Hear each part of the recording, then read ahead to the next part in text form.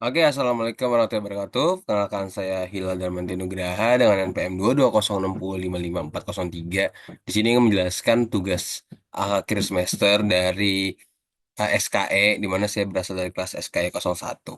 Oke, jadi sebelum kita menjawab 33 pertanyaan terkait berdasarkan kriteria dari Pak Dai, kita ingin menjelaskan bahwa DIFF ini adalah singkatan dari Deep Awareness of I, Intention, Initial Thinking, Idealization, and Instruction Set. Di mana jadi si DIFF ini adalah kerangka berpikir pemecahan masalah yang terstruktur dan sadar terdiri itu dari 5 langkah utama. Yang pertama itu ada Deep Awareness of I, di mana langkah ini tuh merupakan langkah mendasar yang melibatkan kesadaran terus-menerus akan Tuhan Yang Maha Esa. Jadi itu langkah ini tuh menekankan kesadaran individu dan kesadaran diri untuk menyelaraskan tindakan dengan Sang Pencipta. Ini tuh adalah keadaan nafs yang berfungsi sebagai lapisan inti. Tujuan utama dari Deep Awareness ini adalah mengenali Tuhan, dan ini menjadi dasar yang mendorong proses nanti kita bertindak. Kesadaran ini tuh berasal dari hati yang bertindak sebagai pusat pengendali untuk niat di langkah berikutnya. Jadi kesadaran ini tuh memastikan bahwa setiap pemecahan masalah itu selaras dengan kehendak Sang Pencipta gitu. Oke, lalu yang kedua itu ada intention, di mana intention ini adalah keputusan atau tujuan yang jelas yang mendorong prosesnya. Ini tuh berasal dari hati juga yang bertindak sebagai pusat pengendali yang menentukan arah dari kerangka kerja berikutnya. Niat ini tuh memastikan bahwa setiap langkah pemecahan masalah itu diselaraskan dengan kehendak Sang Pencipta. Lalu untuk yang poin ketiga yaitu initial thinking about the problem, di mana langkah ini tuh mencakup analisis menyeluruh dan pemahaman terhadap masalah yang membutuhkan pemecahan mendalam tentang sifat dan akar penyebab dari suatu masalah itu. Lalu untuk idealization sendiri, idealization itu adalah langkah di mana kita membuat asumsi untuk menyederhanakan dan memodelkan masalah. Sembari kita tuh memastikan asumsi tersebut itu dapat diandalkan dan valid, realistis, dan selaras dengan prinsip utama yang ditetapkan di langkah intention itu. Dan yang terakhir ada instruction set, di mana ini tuh mencakup prosedur, langkah, dan metode iteratif untuk mengimplementasikan solusi dengan niat dan terus-menerus memandu tindakan sadar sepanjang pelaksanaannya. Jadi kerangka ini tuh menekankan penyelarasan dengan tujuan yang lebih tinggi dan mengintegrasikan kesadaran teknis dan spiritual. Ini tuh berbeda dari kerangka tradisional karena fokusnya itu pada niat dan lapisan kesadaran mendalam. Nah, jadi untuk topik saya ini di mana saya mendesain sebuah pompa hidrolik pada kran itu, kita bisa menerapkan nih dalam si kerangka DI5 ini. Di mana untuk langkah desain dan optimasi itu nih untuk di tahap deep awareness ini, saya ini yakin bahwa desain sistem hidrolik ini dianggap sebagai bagian dari tanggung jawab manusia untuk mengelola sumber daya dengan bijak dan selaras dengan kehendak Tuhan. Jadi nanti setiap keputusan teknis ini harus diarahkan untuk kebaikan yang lebih luas, termasuk efisiensi energi dan keberlanjutan lingkungan. Dan saya pun menyadari peran pribadi nih sebagai seorang desainer untuk menghasilkan solusi yang tidak hanya memenuhi kebutuhan teknis, tetapi juga membawa dampak positif bagi masyarakat dan lingkungan. Kesadaran itu mendorong refleksi atas bias atau asumsi dalam analisis. Nah, jadi kita lanjut ke dalam keselarasan tindakan dengan Sang Pencipta itu, di mana setiap aspek itu nanti harus selaras dengan nilai-nilai keberlanjutan, menjaga keseimbangan alam, dan memberikan manfaat bagi umat manusia. Lalu masuk ke tahap kedua di mana intention. Di sini tuh saya sudah meningkatkan efisiensi penanganan beban pada kren sambil mengurangi dampak lingkungan melalui penggunaan sistem hidrolik yang ramah lingkungan dan hemat energi.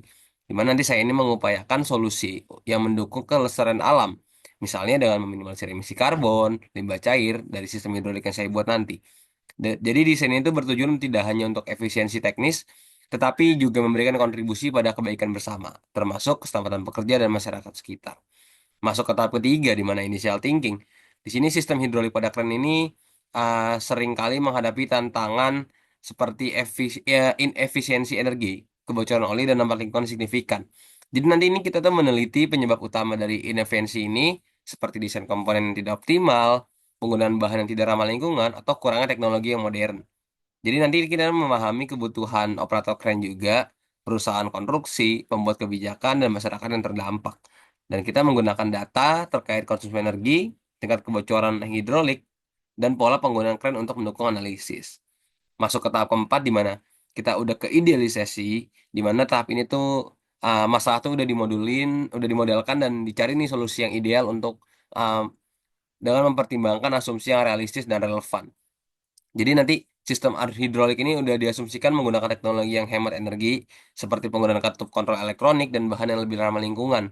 Di mana nanti kita ini juga mengusulkan integrasi sensor pintar untuk mengoptimalkan aliran fluida dan sistem regeneratif yang mampu mendaur ulang energi setelah proses operasi. Dan di sini kita harus tahu nih solusi ideal harus memenuhi prinsip mekanika fluida dan hukum fisika untuk memastikan desain ini dapat diterapkan dalam kondisi nyata gitu. Jadi desain ini pun sederhana namun efektif, seperti penggunaan komponen modular, memungkinkan perawatan yang lebih mudah dan efisiensi biaya. Lalu masuk ke langkah terakhir, instruction set, di mana ini tuh mengembangkan langkah-langkah untuk desain, pengujian, implementasi sistem hidrolik baru, termasuk panduan pemeliharaan. Di sini juga memproses desain itu bersifat iteratif, memungkinkan revisi berdasarkan hasil uji coba dan umpan balik dari operator, dan kita menggunakan simulasi komputer untuk memvalidasi kinerja sistem dan pengujian langsung untuk memastikan solusi ini tuh bekerja sesuai harapan. Lalu kita juga menyusun dokumentasi teknis yang mencakup spesifikasi desain, diagram alur kerja, dan protokol pemeliharaan. Serta kita tuh memastikan implementasi solusi ini melibatkan penggunaan bahan dan metode yang mendukung keberlanjutan kerja. Jadi dengan menerapkan kerangka DIFF ini, proses desain dan optimasi sistem hidrolik pada kren tuh tidak hanya menjadi upaya teknis, tetapi juga ibadah yang melibatkan kesadaran spiritual. Jadi pendekatan ini tuh memastikan bahwa setiap langkah dalam pemecahan masalah itu selaras dengan nilai keberlanjutan efisiensi dan tanggung jawab kepada Tuhan Yang Maha Esa dan masyarakat. Lalu kita masuk ke dalam 33 uh, kriteria DI5, di mana untuk tipe awareness ini ada 6 pertanyaan. Nah, untuk yang pertama nih, dimana kita harus memahami kesadaran tujuan. Kita ini memahami bahwa desain sistem hidrolik ini adalah bagian dari peran manusia sebagai messenger untuk mengelola sumber daya secara bijak dan efisien sesuai dengan kehendak Sang Pencipta. Lalu ada kesadaran diri di mana kita menyadari bias pribadi seperti preferensi terhadap teknologi tertentu atau asumsi efisiensi dan memastikan analisis tetap objektif. Yang ketiga, pertimbangan etika, di mana kita mengintegrasikan nilai-nilai moral dengan mempertimbangkan dampak lingkungan dan keselamatan pekerja dalam desain sistem hidraulik. Integrasi sisi IT, di mana sepanjang proses desain ini menjaga kesadaran bahwa inovasi teknis adalah bentuk ibadah, dengan tujuan untuk kebermanfaatan yang lebih luas. Lalu untuk refleksi kritis, di mana kita menghubungkan nih solusi teknis nih terkait efisiensi energi hidrolik dengan tujuan spiritual nih dan dampak sosialnya gitu loh. Lalu untuk kontinuitas kesadaran, di mana kita melakukan analisis yang berkesinambungan untuk memastikan solusi yang dirancang tidak hanya efisien secara teknis, tapi juga berkontribusi pada keberlanjutan lingkungan. Oke, lanjut ke poin kedua.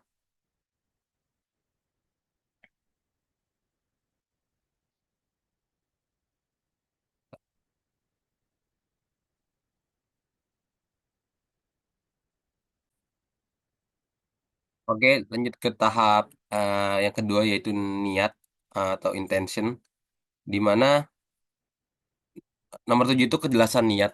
Di sini kita mengoptimalkan sistem hidrolik kren dengan tujuan utama itu menciptakan efisiensi energi dan mengurangi dampak lingkungan sesuai nilai-nilai keberlanjutan. Lalu untuk yang kedelapan, penyelarasan tujuan, di mana kita menyelaraskan desain dengan prinsip keberlanjutan universal seperti mengurangi emisi karbon dan meminimalkan penggunaan sumber daya tak terbarukan. Lalu untuk yang kesembilan adalah relevansi niat, di mana kita memastikan sistem yang dirancang dapat memenuhi kebutuhan nyata dalam industri penanganan beban berat secara efektif. Yang ke-10 di mana fokus berkelanjutan, di sini kita mengusulkan desain yang mempertimbangkan pengurangan limbah hidrolik, pengelolaan bahan berbahaya, dan penggunaan energi terbarukan. Lalu yang ke-11 itu fokus pada kualitas, di mana tuh kita memprioritaskan keandalan akurasi dan presisi dalam desain sistem hidrolik untuk memastikan kinerja optimal dalam operasi.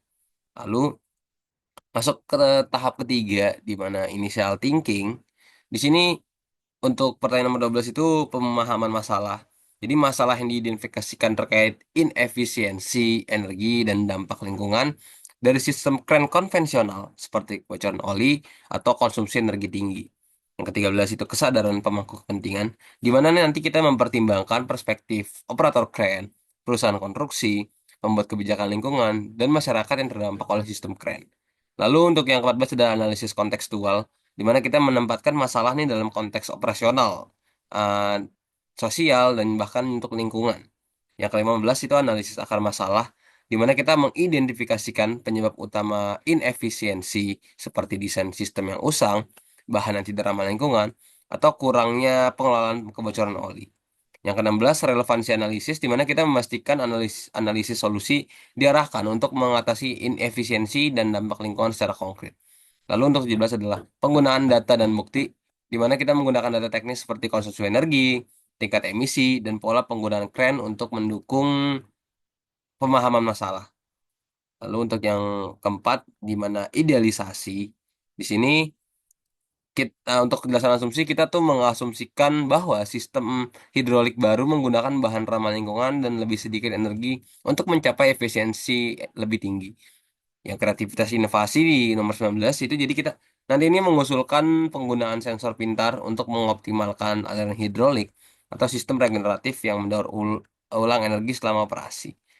Lalu untuk yang ke-20 realitas fisik di mana kita nanti memastikan desain hidrolik ini tuh sesuai dengan hukum fisika dan prinsip mekanika fluida untuk menjamin efisiensi dan keandalan dari hidrolik ini sendiri.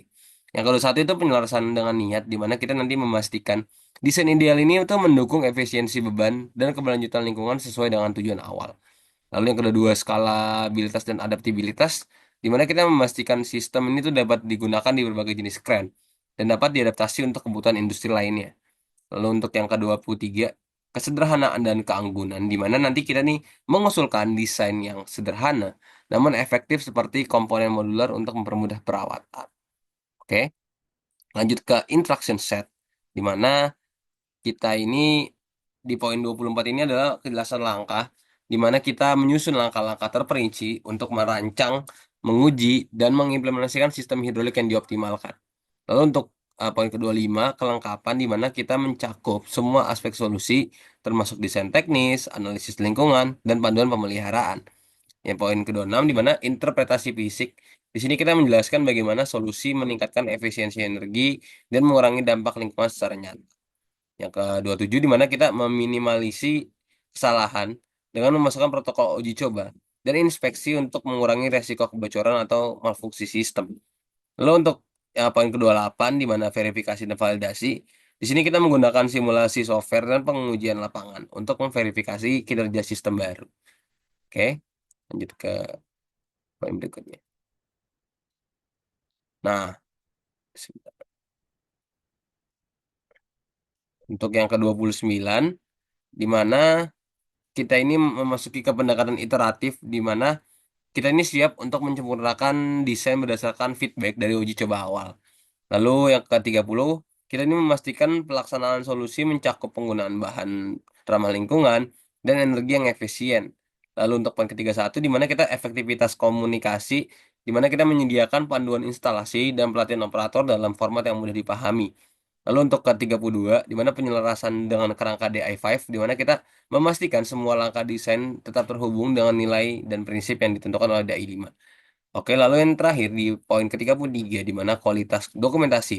Di sini kita menyusun dokumentasi teknis yang profesional, mencakup diagram, spesifikasi, dan prosedur pemeliharaan. Nah, itu merupakan tiga kriteria yang telah ditetapkan terkait apa yang akan nanti kita buat. Oke, jadi untuk kesimpulannya adalah di mana kerangka DIFF ini tuh memberikan pendekatan terstruktur, holistik dan sadar dalam penyelesaian masalah, termasuk pada topik desain dan optimasi sistem hidrolik pada kren untuk penanganan beban yang efisien dan keberlanjutan lingkungan.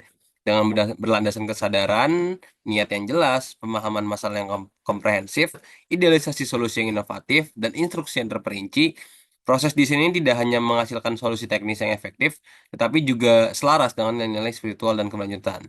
Jadi melalui tiga-tiga kriteria yang dirinci ini, di mana kita sudah bisa memahaminya bahwa kerangka ini tidak hanya menekankan pada aspek teknis, tetapi juga pada etika, keberlanjutan, dan dampak jangka panjang. Pendekatan itu relevan dengan tantangan modern di bidang teknik, terutama dalam mengintegrasikan keberlanjutan lingkungan dan efisiensi energi. Dengan menerapkan kerangka DFF ini, desain sistem hidrolik pada kran ini dapat menjadi solusi yang inovatif dan beretika, yang mampu menjawab tantangan teknis sekaligus menyadari tanggung jawab terhadap masyarakat, lingkungan, dan nilai spiritual. Oke, mungkin sekian dapat saya sampaikan. Untuk teman-teman, jangan lupa menerapkan DFF dimanapun, kapanpun kalian berada. Stay conscious dan jangan lupa bersyukur. Terima kasih.